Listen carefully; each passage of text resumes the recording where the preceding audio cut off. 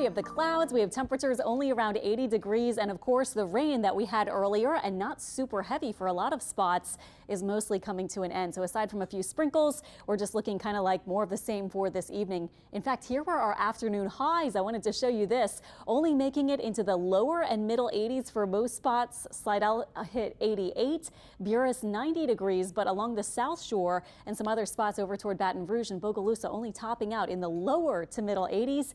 And that might actually be the case all through this week, with our high temperatures getting cut off before they can really soar, thanks to the clouds and thanks to the scattered rain. Currently, you can see we're in the upper 70s and lower 80s. Our forecast through this evening staying cloudy, just a slight chance for maybe a few sprinkles or a stray shower, and not very hot, of course, and mostly cloudy. And then here's our live radar scene, very quiet overall. Pretty unsettled all across the Gulf Coast right now, with a surface boundary that's been hanging off to the north. And then zooming out, you can see, of course, where this activity is. Here is the trough of low pressure stretching from around us all the way off to the northeast. And that's where you have the rain.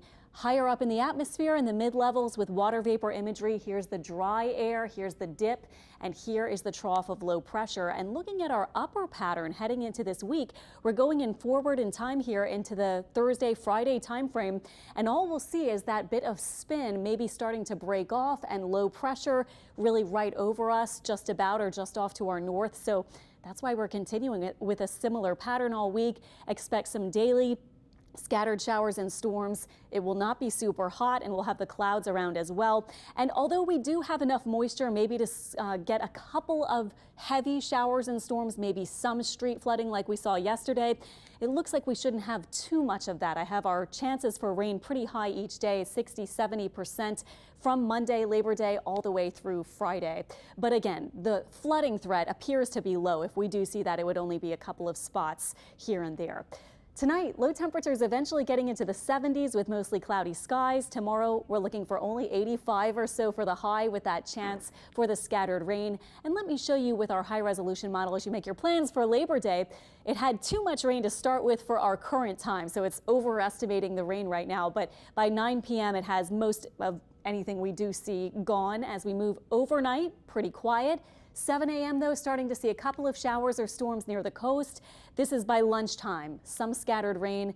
Fast forward to 2 p.m. and then on toward 5 p.m.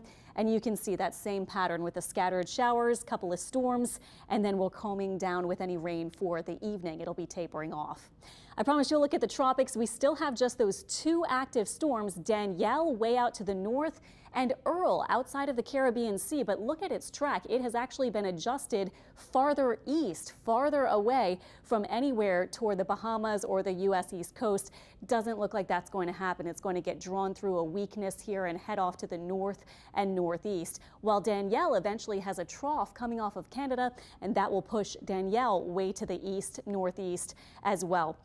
Other than that, there's only one other wave coming off the coast of Africa. This one has a low chance for development, only 20% in the next 5 days. So just something to watch. But I will say this one does indicate, or the indications from the long range models are for this one to maybe kind of slowly strengthen around here and then perhaps fizzle eventually farther out in the central Atlantic. We'll certainly watch it. We'll keep you updated, but doesn't look like at this point, at least with the long range models, it'll get near our part of the ocean. Tropical storm Earl very quickly. It is bringing some gusty winds and rain, maybe 3 to 5 inches or so to parts of the Leeward Islands and other Caribbean islands, but most of its stronger winds are to the north and east. So this one is going to be moving north and might actually become a category 2 or 3 by the end of the week, maybe our first major hurricane by the end of the week, whereas Danielle will eventually move into cooler waters. Although it is a category 1 hurricane, it will eventually weaken by the end of the week, it looks like, with cooler water and more wind shear. 7-day forecast,